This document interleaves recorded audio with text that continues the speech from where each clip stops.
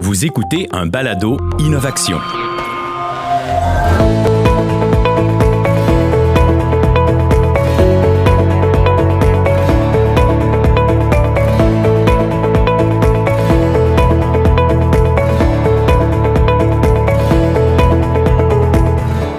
Bonjour à toutes et à tous. Quel plaisir de vous retrouver après une petite pause estivale à notre 6e Innovation plus responsabilité.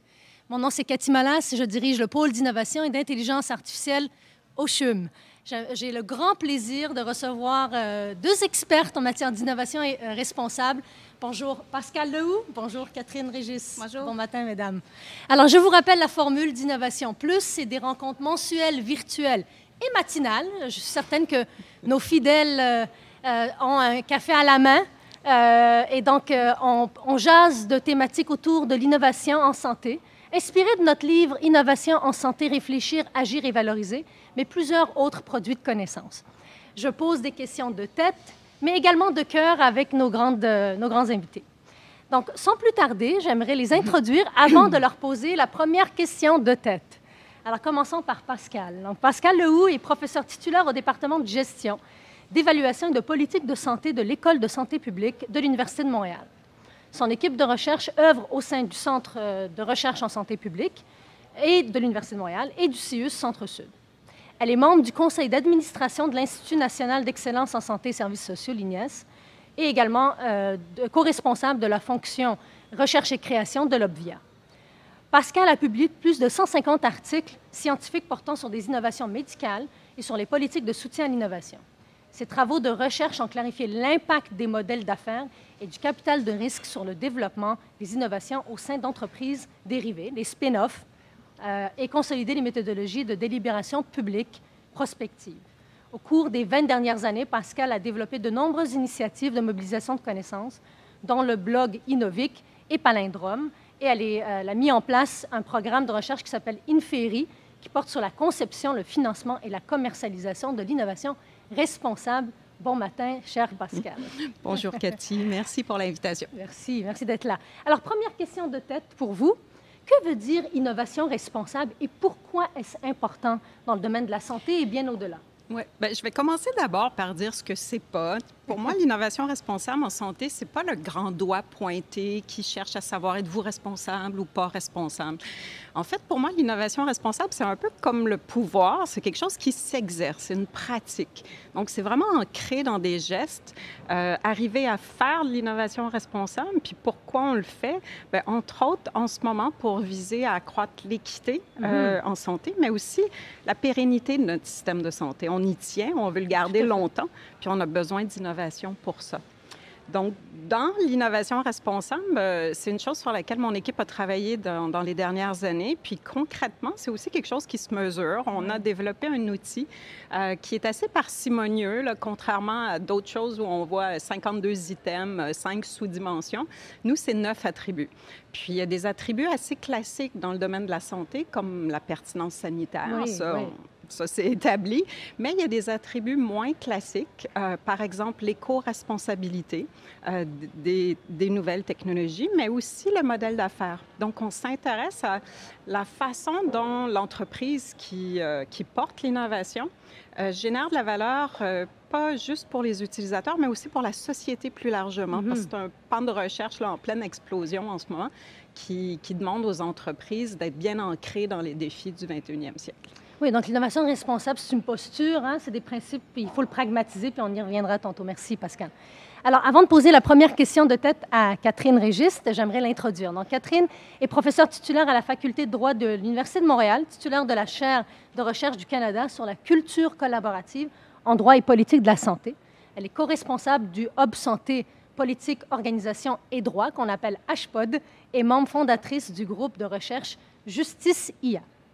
Elle est également chercheuse au Centre de recherche en droit public, chercheuse chez nous, au Centre de recherche du CHUM, à l'Observatoire, donc à l'Obvia, puis membre académique associé au MILA, ainsi que conseillère spéciale à la vice-rectrice associée à la planification et communication stratégique. Récipiendaire de plusieurs prix, bourses et subventions, notamment les chaires de recherche au Canada, mais d'autres, elle est régulièrement sollicitée par le réseau de la santé à titre de consultante et formatrice. Elle collabore avec plusieurs équipes de recherche interdisciplinaires locales et internationales, notamment en intelligence artificielle, en IA, en médecine, en gestion, en génie et psychologie. Ces travaux publiés dans de nombreuses revues nationales et internationales s'intéressent principalement à l'innovation numérique en santé et l'IA, la gouvernance collaborative dans les systèmes de santé, l'action normative dans l'Organisation mondiale de la santé, le droit global et les modèles innovants de pratiques médicales en santé. Merci d'être là, chère Catherine. Donc, première question, merci. Alors, première question pour vous. Les principes de responsabilité incluent, entre autres, les volets juridiques et éthiques. Pouvez-vous les définir et exprimer leur importance? Quand même une grande question, mais en fait, le volet juridique et éthique, pour moi, je les vois, des fois, sont vus de manière distincte, mais je les vois vraiment d'une manière intégrée. Le droit, c'est sûr que pour moi, une innovation responsable ne peut l'être si elle ne respecte pas les principes de droit. Donc, c'est quand même une composante vraiment importante qui s'additionne derrière à la réflexion de Pascal et tous ses travaux. Le droit, en fait, je le vois comme le plus petit dénominateur commun que nous avons tous. C'est en fait le minimum que nous devons respecter. C'est sanctionnable aussi, c'est la différence de l'éthique. Donc, il peut y avoir des moyens formels si on ne respecte pas d'être sanctionné. Ça peut être par les tribunaux et puis avoir d'autres modalités aussi. Puis, ça peut être des choses comme il faut absolument une approbation dans certaines circonstances de Santé Canada pour entrer un produit sur le marché. Il peut y avoir la nécessité de respecter un contrat, aussi le devoir par rapport à autrui de bien se conduire, de réparer s'il y a eu un dommage. Donc, ça, c'est le droit. C'est le cadre un peu formel, mais le droit est fait d'une manière à être applicable à tous. Donc, c'est formulé d'une manière assez générale. Ce qui nous manque un peu, c'est la granularité puis l'aspect réflexif. Oui, oui. Donc, là, c'est ce qu'on doit faire. L'éthique ajoute une couche importante, je pense. Ça nous amène à réfléchir à est-ce que je peux le faire? Non, est-ce que je devrais le faire? En fait, est-ce que c'est une bonne pratique? Est-ce que je peux aller plus loin? Donc, je trouve que c'est vraiment une composante importante. Puis, ensemble, le droit et l'éthique forment un tout là, qui sont vraiment important, je pense, pour guider les gens dans l'innovation responsable. Super, merci.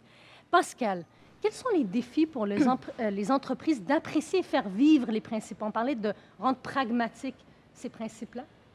Comment? C'est quoi les plus grands défis pour les entreprises? Bien, il y en a un certain nombre. On suit une cohorte de 16 entreprises depuis 2017, des entreprises qui sont au Québec, en Ontario, puis dans l'État de Sao Paulo, au Brésil. Puis moi, je les admire beaucoup, puis je regarde les efforts qu'ils font et les défis qu'ils rencontrent. Puis il y a des défis quand on cherche à faire de l'innovation responsable, par exemple, aussi simplement que de se définir une identité entrepreneuriale qui n'est pas la plus typique. Il y a également des défis que d'autres entreprises vivent, là, comment développer une mise à l'échelle de nos capacités de production. Ce qui est spécifique à l'innovation responsable, c'est est-ce que j'ai des fournisseurs qui, eux aussi, sont responsables? Ah oui, mais oui. Puis, enfin, au niveau macro, il y a aussi l'importance, en tout cas quelque chose qui me touche beaucoup, qui est de dire, bien, est-ce qu'on aide ces entrepreneurs-là, au-delà de leurs gestes individuels, à évoluer dans un écosystème qui est porteur? Puis ça, il y a de la place pour les politiques publiques. Tout à fait, tout à fait. Catherine, l'IA soulève des préoccupations assez particulières en matière de biais, de partialité, de protection de la vie privée, de responsabilité des fournisseurs, comme Pascal nous l'a souligné. Quels sont des moyens concrets pour bien gérer ces risques?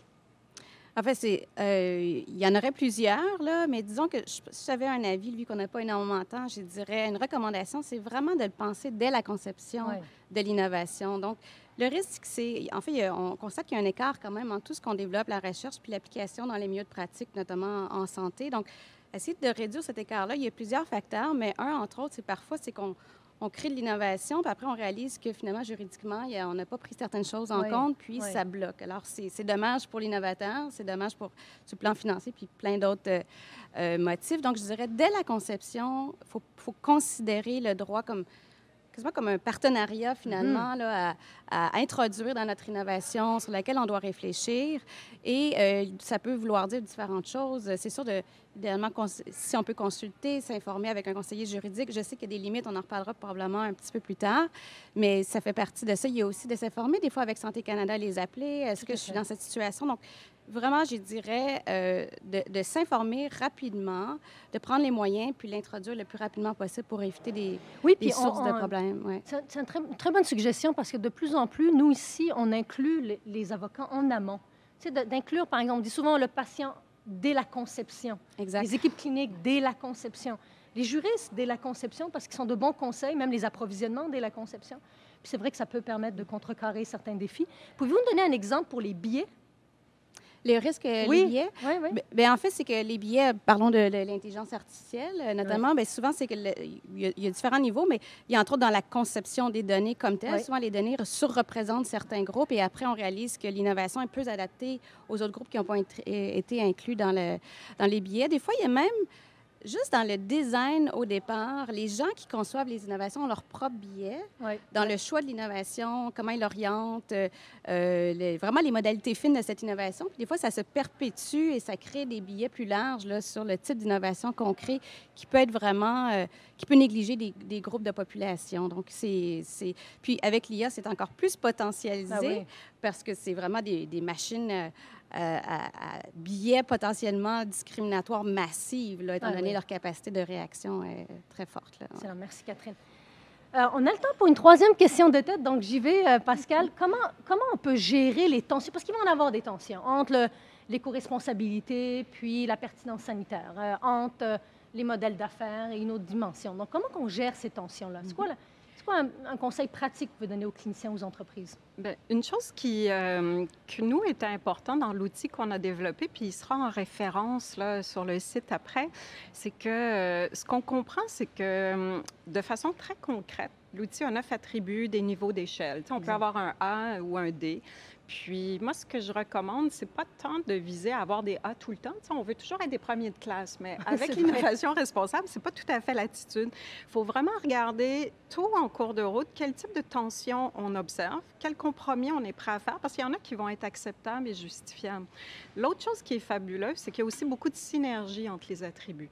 Par Effectivement. exemple, si on vise de la frugalité, donc utiliser moins de ressources dans nos modes de production, viser des fonctions qui vont rencontrer les besoins d'un plus grand nombre, très souvent, on peut aussi intégrer de l'éco-responsabilité. Ça fait qu'il y a des surprises en cours de route qui font qu'on peut être plus créatif dans la façon de concevoir l'innovation grâce aux tensions et aux synergies.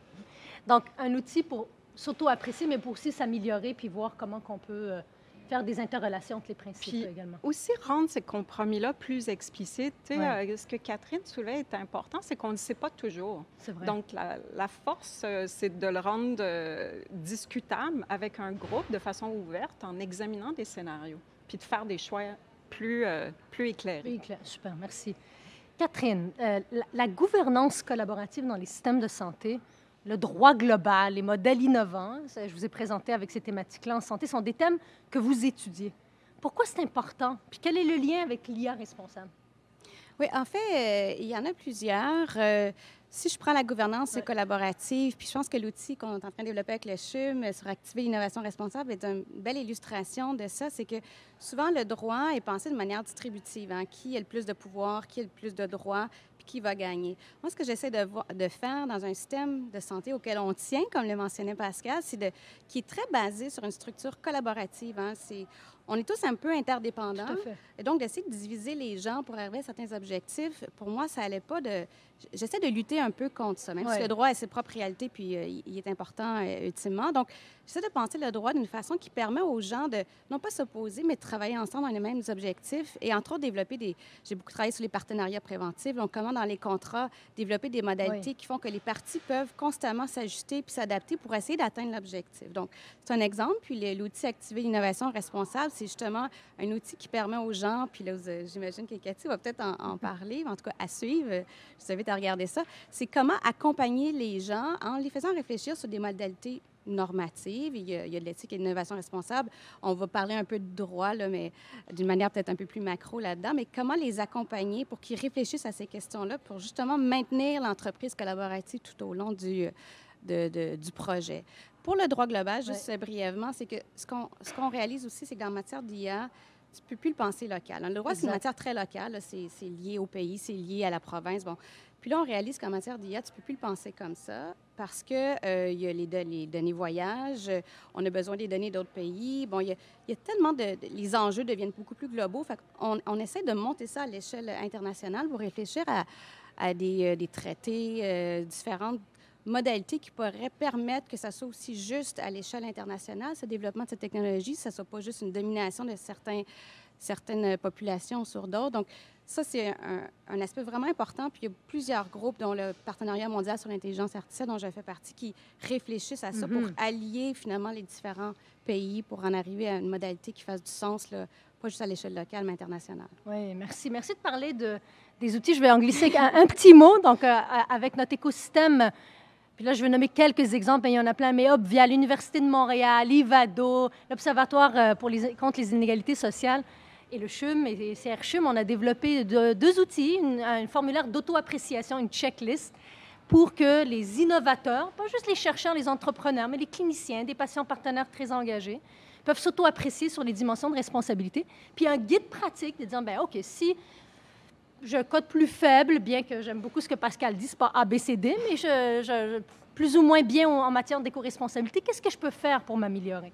Donc, je tiens à remercier l'ensemble des patients partenaires, des citoyens, et chercheurs et collaborateurs d'avoir développé ça. Puis il va être disponible sur le site du CHUM. Il est excellent. Ah oui! Alors, ça a été le fruit de l'intelligence collective, puis c'est un bien public pour l'ensemble du Québec puis au-delà. Donc, merci à tout le monde qui a contribué. Alors, on est rendu aux questions de cœur, mesdames. Alors, Pascal, ma première question de cœur. En santé publique, il est très peu typique de parler de modèle d'affaires, puis de financement, puis d'économie. Pourquoi avez-vous personnellement décidé de vous engager dans ces thématiques-là? Oui, c'est vrai que c'est pas typique. Je pense que une partie de la réponse, là, côté cœur, c'est lié à ma discipline initiale, donc mes passions de départ. Parce que moi, j'ai fait un doctorat en santé publique, mais au départ, j'ai une formation en design industriel qui est assez proche du génie mécanique, mais c'est une discipline dans laquelle on porte beaucoup attention à ce qu'on appelle aujourd'hui l'expérience utilisateur, qui est si centrale dans le numérique. Ça fait qu'en design industriel, très vite, on se pose comme question, bien, à quoi on sert? Pourquoi on fait des objets? Qu'est-ce que ça veut dire contribuer à des marchés, à des entreprises? Qu'est-ce qui fait qu'il y a des choses qui se vendent bien, moins bien? Donc, les dynamiques de marché puis d'investissement sont centraux. L'innovation n'existe pas sans ça. Ça nous prend des entreprises, des organisations pour les porter. Ça nous prend des investisseurs pour y croire. Donc, pour moi, c'est fondamental. C'est un peu comme être en amont de ce qui fait qu'il y a certaines technologies qui vont être offertes à nos patients et d'autres pas du tout. Non, il y a des choix avant qui sont faits. Donc, ça, c'est une partie du secret, là. Super.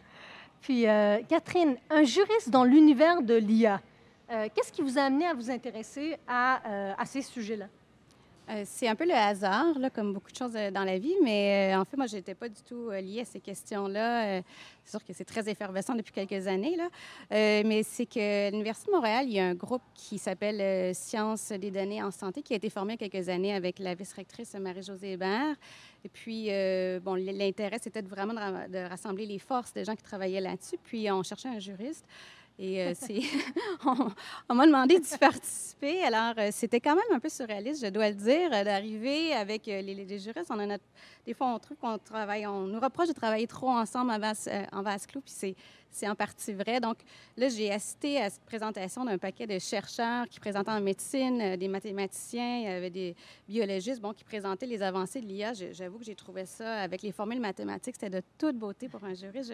Mais j'ai trouvé ça absolument fascinant de pouvoir assister à ce moment-là et de comprendre. J'ai réalisé qu'il y avait vraiment quelque chose de différent avec l'IA, qui avait le potentiel de changer des choses, avec beaucoup d'enjeux aussi, d'une manière qu'on avait peu vue depuis de nombreuses années. Puis sur le plan juridique, ça soulève des questions absolument fascinantes, là. Il y a vraiment une bête là, qui nous demande de réfléchir d'une manière très ouverte, mais aussi très prospective en droit. C'est quelque chose que j'ai toujours aimé. Donc, c'est ce qui fait que... Puis après, une fois que j'ai commencé ça, j'ai pas arrêté. Et pourquoi la santé? Encore ce même contexte-là, bien, le droit de la santé plus particulièrement, j'ai toujours été intéressée par ça. Je pense que mes parents étaient des scientifiques, puis ils étaient bien déçus que je ne sois pas une scientifique. J'ai dû essayer de me trouver un lien avec eux en faisant santé, puis je pense qu'on est arrivé à un bon compromis avec droit de la santé. C'est bon, c'est super. C'est super. Pascal, deuxième question. Quel a été votre plus grand apprentissage en matière d'innovation responsable? Vous faites de la recherche, vous avez étudié des entreprises, vous les avez vues évoluer. C'est votre plus grand apprentissage? Votre coup de cœur aussi? Bien, j'ai eu plusieurs coups de cœur là, au fil de ces années-là. Puis, je dirais que je suis... je fais beaucoup de recherche qualitative. Ce qui est super important, c'est de savoir écouter. Hein? Savoir écouter sans porter de jugement. Puis, je pense qu'un point tournant, ça a été aussi de... Puis, ça peut paraître drôle, mais c'est aussi d'avoir de l'empathie pour ceux qui sont au pouvoir. C'est-à-dire, parce que des investisseurs de capital de risque, là, c'est des gens qui manipulent des leviers très puissants dans notre société. Puis, ce que ça m'a permis de faire, c'est mieux comprendre c'est quoi les règles du jeu à l'intérieur desquelles ils travaillent.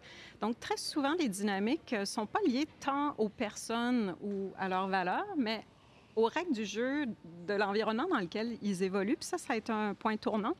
Mais je dirais que de façon plus globale, là, si on pose des questions au cœur, l'émotion qui m'anime puis qui a toujours été là, mais qui s'accélère, c'est plutôt une impatience. C'est l'urgence d'agir. Puis quand on échange sur l'IA puis le numérique avec Catherine, avec d'autres, pour moi, cette urgence-là, elle est encore plus présente. Ça fait que je pense que dans les apprentissages, c'est que en santé, je rencontre plein de gens qui sont motivés à vouloir en faire plus, puis à vouloir faire plus, parce que l'innovation responsable, c'est exigeant, il y a des contraintes. Puis on le fait pour demain, on le fait pour protéger les acquis, puis aussi capitaliser sur des leviers qu'on connaît encore peu pour offrir le bon soin au bon patient au bon endroit. Donc, repenser notre système de santé dans son ensemble.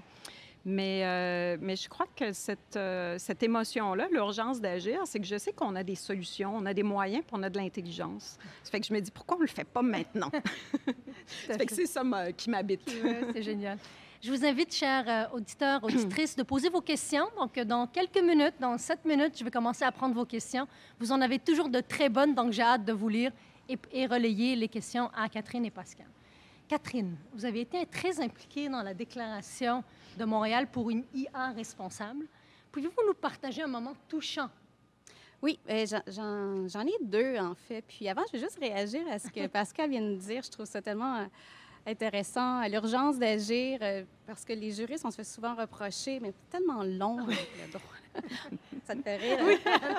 Donc, je comprends vraiment. En tout cas, il y a une logique en arrière de tout ça, mais je sympathise. Donc, il y a deux moments qui je pense, pour moi, qui ont été vraiment plus touchants là, dans le développement de la Déclaration de Montréal. Premièrement, c'est que j'y repense, j'en ai parlé à quelques personnes, mais comment ça s'est passé, tout ça? C'est vraiment dans une salle de réunion. Je me rappelle plus si tu étais là. Tu étais là, hein, Pascal? Oui. Puis, on se disait, bon, qu'est-ce qu'on peut faire, tout ça. Puis, tout d'un coup, on parle de, c'est Marc-Antoine Dillac qui l'avait fait à l'époque. On va faire une déclaration, puis en plus, on va faire participer les gens. Puis, oui, c'est une bonne idée, mais on se disait, bon, on va repartir, puis ça va tomber. Puis non, il y a vraiment eu un engouement, puis de voir la force d'un petit groupe motivé, avec pas beaucoup de moyens, arriver à un projet aussi important puis d'envergure. J'avoue que moi, j'ai réalisé que l'innovation responsable, c'est une question de leadership, vraiment beaucoup. Puis ça prend pas toujours des moyens extraordinaires, mais ça vient avec ça. Donc, ça, c'est un premier moment. Le deuxième, je dirais, c'est lorsque nous avons présenté la Déclaration de Montréal, il y a un innovateur qui est venu me voir, puis il me dit, bon, vous êtes avocate, puis il dit, moi, pouvez-vous m'aider, me conseiller? Moi, je veux faire l'innovation responsable, je veux prendre en compte le droit, mais ça coûte tellement cher, je ne sais pas quoi faire, pouvez-vous m'aider? J'ai réalisé quand même, ça, c'est un problème récurrent en droit, c'est que l'accès au droit est un enjeu, puis il faut vraiment penser à des moyens. Je ne sais pas si on peut créer des fonds pour aider ces personnes-là, pour les guider juridiquement, mais il faut penser à des moyens de les soutenir dans ce désir de faire de l'innovation responsable, notamment approprié sur le plan juridique. Ça, on pourrait être très créatif pour essayer de soutenir ces gens-là. J'avais vraiment quelqu'un qui voulait, mais qui avait peu de moyens pour le faire. Puis est-ce que vous sentez... est-ce que le niveau de littératie, est-ce qu'il y a une base à donner, par exemple, à ces entrepreneurs, à ces innovateurs, pour les aider à mieux comprendre, à mieux intégrer? À mon avis, je sais pas, ça dépend de leur parcours, mais si je pense juste dans le système de santé, les professionnels de la santé comme tel, elle est faible. C'est un cours, des fois mélangé à l'éthique, je pense, c'est quelques heures et tout. Donc, il y a vraiment un effort pour toute la notion de transfert des connaissances qui est très développée dans les autres domaines d'études. En droit, c'est très peu développé. Donc, on pourrait en discuter pourquoi c'est comme ça, mais je pense qu'on pourrait augmenter cette littératie-là sur un autre outil qu'on pourrait faire, mais il demeure que avoir accès aussi à des conseillers juridiques. Tout à fait. Bon, un autre projet qu'on pourrait faire. Ouais, c'est pas les projets qui nous manquent. Alors, on est rendu à la période de questions, mais j'ai des questions relais de Réal Jacob, qui est professeur émérite à HEC, puis Patricia Garel, qui est psychiatre à Sainte-Justine, qui ont parlé d'innovation plus collaboration. Alors, je vous relis leurs questions. Donc, Pascal. C'est une question, ça c'était la question de Réal. Lorsqu'on innove, on crée de la valeur. Puis comment équilibrer la valeur patient, économique, sociétale? Merci, Réal, pour la question. Moi, je pense que ça nous prend des réflexions qui vont toujours tenter, parce que la valeur pour les patients, on la connaît, puis on la connaît mieux quand on travaille avec des patients. Puis la valeur économique, ça, c'est quand on regarde l'entreprise. Est-ce que l'entreprise est viable? Puis ça, il faut aller travailler avec des gens qui connaissent d'autres formes entrepreneuriales, qui peuvent regarder, parce que, par exemple, du côté de la littérature sur les entreprises sociales, on sait que c'est des entreprises beaucoup plus durables. On sait que c'est des entreprises aussi qui vont créer de l'emploi. Donc, il y a dans la valeur économique de l'entreprise des aspects qui concernent la société plus largement, puis qui valent la peine d'être chiffrés, mesurés. Donc, c'est ça. Moi, je pense que pour cet équilibre-là, il faut d'abord faire les vrais chiffres, c'est-à-dire qu'est-ce qu'on offre aux patients, qu'est-ce qu'on offre à la société, puis comment l'entreprise réussit à demeurer viable en offrant des deux côtés. Merci. Merci, Pascal. Alors, la question relais de Patricia Garel pour vous, Catherine. Comment trouver l'équilibre entre des innovations de rupture qui a des hauts risques et les risques ou impacts pour les patients ou les équipes? La question du risque est quand même très importante juridiquement. Ouais. Ça, c'est les exercices de proportionnalité, là, on aime faire ça. Donc, en contexte d'IA, notamment, puis l'innovation plus largement, ce qu'on se demande toujours, c'est quoi le risque acceptable, puis comment le droit devrait réagir. Puis c'est un peu la tension entre les deux. Protéger les droits d'un côté, puis en même temps permettre l'innovation. Puis des fois, c'est une tension qui fait qu'on bloque. Puis moi, je propose toujours pour sortir de cette tension-là, puis essayer d'avancer, il faut trouver des approches de réglementation, régulation plus largement, qui sont basées sur le risque. Donc, plus le risque est élevé, plus un potentiel de risque sur les droits, puis d'autres aspects dans la société économique, sociale et tout, plus la réglementation doit être rigide ou encadrer ces comportements-là. Donc, on pourrait être beaucoup plus souple sur lorsque l'innovation présente des risques là, plus faibles, mais on n'a pas le choix de quand même protéger cet espace-là, ces droits-là. Puis, quand les risques sont assez importants, et donc, je dirais que c'est vraiment une proportion, dépendamment selon les risques, et d'adapter notre approche en fonction de ça. C'est un des moyens là, pour nous permettre de contrôler le risque. Ceci dit, pour les juristes, il y a des choses qu'on négocie moins. Hein. Il demeure que lorsqu'on touche à des droits fondamentaux, la marge pour permettre d'y toucher devient de plus en plus haute. Donc ça, c'est quelque chose qu'on protège, qui permet une certaine prévisibilité aussi aux développeurs. Tu sais, sachant que ça va être une zone plus protégée, je dois vraiment faire attention lorsque j'innove, pour protéger ces droits-là. Très intéressant. Merci. Merci à vous deux. Alors, c'était les questions relais. Passons maintenant aux questions du public qui sont toujours très pertinentes et intéressantes. On en a déjà 5, alors j'y vais avec la première. Annie Passalacqua, qui a coordonné tout le groupe Activer et Concrétiser. Quels moyens seraient suggérés pour faciliter l'adoption continue des principes d'innovation responsable au sein d'une organisation? Pascal. Bien, je pense qu'il faut pouvoir accompagner l'entreprise à plusieurs niveaux. Puis je pense qu'on le voit dans des organisations de santé ici. Cathy est entrepreneur institutionnelle. Elle agit comme quelqu'un qui pousse des projets avec responsabilité. Donc, je pense que dans les organisations, il faut le réfléchir comme ça. Il faut le réfléchir en termes de compétences et de capacités, mais il faut aussi le réfléchir en termes de qui vont être nos alliés. Parce que les entreprises qui font de l'innovation responsable coopèrent plus qu'elles compétitionnent. Puis ici, ça devient fabuleux parce que des outils, par exemple, comme ceux que le CHUM va développer, qui sont partageables, réplicables dans d'autres organisations, permettent de créer ensemble plus de compétences et de partager des outils. Donc, il y a un effet de levier majeur entre organisations quand on est dans une logique de collaboration. C'est super. Merci, Pascal. Une question de Camille Blancard, de mon équipe. Comment suggérez-vous aux innovateurs et entrepreneurs d'aborder l'innovation responsable dans leurs projets? À quel moment, par où commencer et en impliquant qui, Catherine?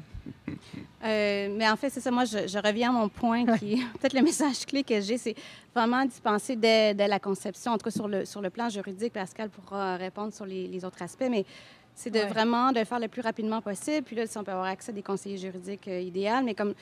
Puis là, on a l'enjeu de l'accès, là. Mais après, justement, d'appeler à Santé Canada, d'appeler à la Commission des droits de la personne et des droits de la jeunesse. Donc, de vraiment s'encadrer, là, de se donner les moyens dans cet écosystème-là, d'obtenir l'information pour être sûr qu'on respecte les différents aspects là, qui sont importants juridiquement. Inclure dès la conception, je pense. Vraiment. Même Legal by design. Exactement. Depuis le début des innovations. Plus, je pense que c'est un message clé qui revient Vraiment. à chaque rencontre. Alors, une question de Natalia Tourbina, que je tiens à remercier parce que c'est notre artiste qui fait notre facilitation, nos facilitations graphiques, produits de connaissances phénoménales qui sont disponibles après les séances. Donc, merci Natalia. Sa question, on parle d'impliquer plusieurs acteurs dès le début, dès la conception d'une innovation.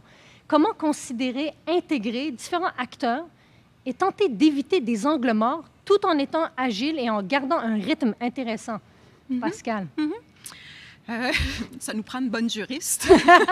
Mais, dès la conception. Tout a été dit. Mais je pense c'est des projets... On a toujours tendance à dire « Ah, si je consulte, ça va être plus long. » Mais dites-vous que des projets entrepreneuriaux, c'est long, de toute façon. Donc, aussi bien être préparé pour ce marathon-là. Je pense que des fois, ça nous prend un peu d'humilité puis peut-être un peu d'humour, de capacité dans des équipes, parce que c'est des équipes hyper qualifiées. Tout le monde est expert dans quelque chose. Donc, je pense que ça nous prend la capacité d'être humble par rapport aux expertises que les autres possèdent, puis peut-être un peu de jeu, un peu de ludique pour nous permettre de sortir de cadres qui, des fois, nous obligent à être trop sérieux. Puis ce détour-là va nous permettre de mieux entendre, mieux écouter. Puis pour ce qui est des angles morts, moi, je trouve que c'est fabuleux. Là, dans les dernières années, on a fait quand même des grands bonds dans nos réflexions, peut-être pas dans nos actions, dans le sens, en total, il reste des choses à améliorer, mais nos réflexions sur équité, diversité, inclusion, la base, elle est claire, limpide. Donc ça me rassure pour les angles morts. Très intéressant, merci. Une question de Sophie Lu. Dans un contexte où le cadre légal n'a pas été introduit en amont du projet, quels conseils donneriez-vous à l'équipe de projet, Catherine? Pas introduit, j'imagine, dans le sens que ça n'aurait pas été pris en compte. Oui. C'est de le faire le plus rapidement possible. Puis il y a toujours, à partir du moment où on n'a pas mis en marché et tout ça, il y a toujours des ajustements possibles. Certains vont être plus difficiles. Je pense aux données et la discrimination. Si tu travailles à partir d'un set de données puis tu réalises trop tard que finalement, il y avait du potentiel discriminatoire avec tes données, je pense que là, ça va être très problématique. Donc, il y a des choses quand même plus fondamentales de les penser dès le départ, mais il y a toujours moyen de se réajuster, de s'entourer de ces personnes-là, puis d'améliorer juridiquement la conception de notre innovation, de l'adapter. Mais justement, il y a des choses qu'il faut faire au départ. Là, je pense que les données, c'est un très bon exemple là, ça peut être trop tard à un moment donné. Oui, puis c'est ça l'innovation, hein, c'est des boucles itératives, puis il faut reculer. Des fois, il faut reculer pour mieux avancer, puis ça fait partie de la game, comme on dit en bon québécois. Une question de Suzanne Trottier. Est-il envisageable de créer une banque de ressources facilitant la mise sur pied d'innovation? Pascal. Moi, je dis oui. Oui. Et j'en fais partie. Non, mais je pense qu'on parle des biens communs. Moi, je vois les systèmes de santé comme des biens communs parce qu'ils contribuent à notre société de façon primordiale. Puis, je pense que chaque soignant contribue à quelque chose de plus grand que lui ou elle en soignant un patient à la fois. Non, on a quelque chose de plus grand. Ça fait que si on était capable de réfléchir en termes de politique d'innovation, l'ensemble des ressources que plusieurs petites équipes entrepreneuriales pourraient partager, je pense qu'on ferait des bons de géants. Ah, tout à fait. Puis c'est à la fois sur le plan juridique, mais des compétences, des processus d'inclusion, parce que c'est les mêmes méthodologies. Tout à fait. Puis, par exemple, le site d'Inferi a plusieurs ressources qui sont disponibles sur votre site. Nous, on a l'atelier, la boîte de ressources à l'interne pour nos innovateurs qu'on va rendre disponible bientôt à l'externe. On est en train de la consolider, mais vraiment, vous allez retrouver Suzanne. Bonjour, Suzanne. Tous les outils que vous pouvez retrouver qui sont pertinents pour faire avancer vos projets d'innovation. Merci pour la question. Raouf de notre UETMIS. Bonjour Raouf. Question pour Pascal. L'ETMIS a toujours été lié à l'innovation. Quel nouveau rôle pourrait jouer l'ETMIS dans ce domaine, ou les UETMIS? Les unités je vais dire l'acronyme, là. L'unité d'évaluation des technologies et des modes d'intervention en santé. Je pense que c'est une question complexe, puis Raouf ne sera pas surpris de ma réponse parce que je pense au niveau de celles qui sont dans les établissements, donc les CHU, je pense qu'il y a une marge de manœuvre pour travailler avec des entrepreneurs. Celles qui ont des mandats provinciaux ou fédéraux, c'est un peu plus compliqué, la façon d'interagir plus directement. Mais je crois que c'est important, du côté de l'évaluation des technologies, de peut-être regarder les angles morts, ce qu'on n'a pas assez évalué, qui a des impacts sociétaux majeurs sur la santé. Je pense, là, ici, je fais référence parce que souvent, l'agenda en évaluation des technologies est poussé par ce qui est déjà sur le marché, ce qu'on veut déployer. Donc, peut-être qu'il y a des angles morts du côté de ce qui pourrait et devrait être déployé pour consolider, par exemple, notre première ligne en région. Intéressant, oui, tout à fait. Il y a des choses à faire. Tout à fait. Une question de Anna Pengeli. Comment trouver l'équilibre entre la protection des données personnelles et l'intérêt public? J'ai l'impression qu'il y a des tensions d'un côté et de l'autre, mais il me semble qu'il serait le chemin pour une innovation responsable. Comment les avocats doivent se porter?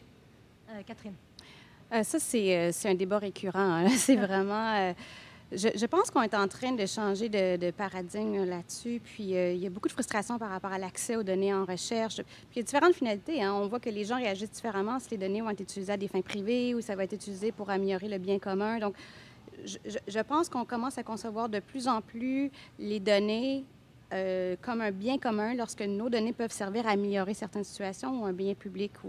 Donc, je pense qu'on s'en va vers ça. Est-ce que juridiquement, c'est encore traduit? On est en train de lentement progresser vers cette situation, mais on n'est pas encore là. Donc, puis les avocats, c'est pas des législateurs, dans le sens que les autres, ils appliquent le droit, puis ils essaient de trouver la situation, faire concorder les faits, finalement, avec le cadre juridique. Donc, ils ne peuvent pas trop jouer avec ça encore en ce moment.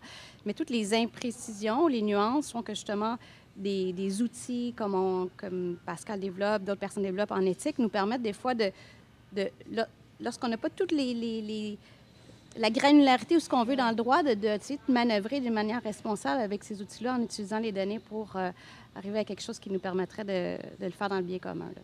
Merci, Catherine. Alexandre Pires, bonjour, notre partenaire de l'équipe Innovation chez Vidéotron. L'innovation responsable pourrait être perçue comme des contraintes supplémentaires. Comment aborder les défis d'acceptation et d'appropriation avec ceux qui sont encore à convaincre, Pascal? Il y a des contraintes supplémentaires, puis je peux saisir les raisons pour lesquelles certaines entreprises ne voudraient pas le faire, puis je ne les blâme pas. Mais quand on réalise que des contraintes, d'un point de vue de design, ça mène à des meilleures solutions, parce que plus on a de contraintes, plus on est créatif, plus on réfléchit d'une façon nouvelle. Donc, on évite de faire des solutions à mi-chemin. Donc, d'un point de vue juste de design, c'est beaucoup plus porteur. Puis, on pourrait imaginer aussi que, d'un point de vue plus général, des contraintes, ça nous permet d'être meilleurs. C'est vrai. Puis, ça réduit l'incertitude aussi. Ça vient clairement définir c'est quoi le terrain de jeu pour les innovateurs. Donc, je pense que la notion de contrainte doit être... Elle a un aspect positif. Oui, tout à fait. Et un aspect négatif que je comprends aussi. Mais si on veut plus et si on veut agir vite, ça nous prend ces contraintes-là. Tout à fait. Puis la COVID nous l'a un peu démontré. Hein? On a quand même eu beaucoup d'innovations en santé, dans le domaine de la santé, en pleine COVID, parce qu'on n'avait pas de choix, puis que la maladie était inconnue, on avait peur de cette maladie-là, il n'y avait pas de connaissances. Donc, ça nous a permis d'être créatifs puis d'innover, tant socialement que dans la technologie. Merci. Donc, est-ce qu'on a une dernière question? Oui, une dernière question. Sophie, qui revient à la charge pour une dernière question. Merci. Au sujet des biais potentiels dans le design du projet de recherche, comment abordez-vous ce sujet avec les chercheurs? Catherine. Avec les chercheurs, par exemple, les développeurs, alors comment ben moi, premièrement, je veux juste mentionner, je ne suis pas une spécialiste du droit à la vie privée. Là. C'est vraiment une niche très particulière en droit. Alors, mais premièrement, c'est que souvent, les gens ne sont pas conscients de ces biais-là. Puis il y a beaucoup, en général, en matière de discrimination, il y a beaucoup de gens d'inconscience par rapport à ce qui se passe. Donc, c'est de les sensibiliser à, vos données pourraient l'être de telle façon, ou vous-même, en étant une personne née de telle place avec tel bagage finalement social, vous pouvez produire certains billets. Puis ça, c'est vraiment juste ça, là, ça fait une grande différence. Puis aussi, ce qu'on peut faire comme juriste, c'est mentionner, bon, ça veut dire quoi la discrimination sur le plan juridique en fonction des chartes, en fonction du Code civil? Qu'est-ce que ça peut vouloir dire pour vous de prendre des moyens préventifs pour éviter finalement qu'il y ait des billets dans vos innovations? Donc ça, honnêtement, c'est 80 du travail. Alors après, il reste un 20 qu'on peut essayer de coacher, là, mais ça fait une grande différence. C'est souvent les gens... Exact, ils ne sont pas conscients. Ouais. C'est super. Merci à vous deux. On a presque fini notre séance matinale. On a introduit encore une fois la question relais. Alors, notre prochaine Innovation plus écosystème. Alors, Pascal, avez-vous une question pour Catherine Baudry de Polytechnique puis Patrick Cohandet de HEC Montréal? Oui, j'ai très hâte de les entendre d'ailleurs, mais ma question, ça porte sur... c'est des experts d'écosystèmes, de relations entre organisations. Ça fait que si on présume que de l'innovation responsable, c'est des entrepreneurs atypiques, des organisations peut-être atypiques dans leur façon de générer des revenus, créer de la valeur, comment dans un écosystème on fait de la place pour eux, puis pas juste faire de la place, mais aussi utiliser des leviers pour qu'ils soient reconnus à leur pleine valeur, c'est-à-dire en termes de la création de richesses sociales, environnementales et économiques. Excellent. Catherine, question relais. Oui, bien, pour revenir à mon point sur le leadership, je pense que je serais intéressée de les entendre sur c'est quoi les conditions d'un leadership positif, mobilisateur dans un écosystème. Très bonne question. J'aimerais ça savoir. Excellent. Je vais écouter. Oui, c'est le 19 octobre. Alors, un énorme merci, Catherine. Merci, Pascal. Moi, j'ai toujours un plaisir fou d'animer ces rendez-vous matinales. J'espère que vous avez eu tout autant de plaisir. Puis merci pour vos réponses pertinentes, justes, qui nous permettent de réfléchir encore plus loin. Merci à vous. Merci à vous. Merci. Alors, sachez qu'après cette séance-ci, dès la fin de la semaine, début de la semaine prochaine, vous allez avoir des produits de connaissances suggérés par Pascal et Catherine qui seront disponibles sur notre site Innovation du CHUM. Vous allez aussi avoir la facilitation graphique de notre artiste Natalia que vous pourrez consulter, ainsi que le balado, la vidéo de cette séance matinale. Notre prochain rendez-vous, c'est le 19 octobre à 7h30 avec Innovation plus écosystème, avec nos collègues et partenaires Patrick Cohandet d'HEC Montréal au pôle Mosaïque, Créativité et Innovation, ainsi que Catherine Baudry, professeure titulaire à Polytechnique avec sa chaire 4.0 sur les écosystèmes. Au plaisir de vous retrouver au mois d'octobre et une très belle journée à vous.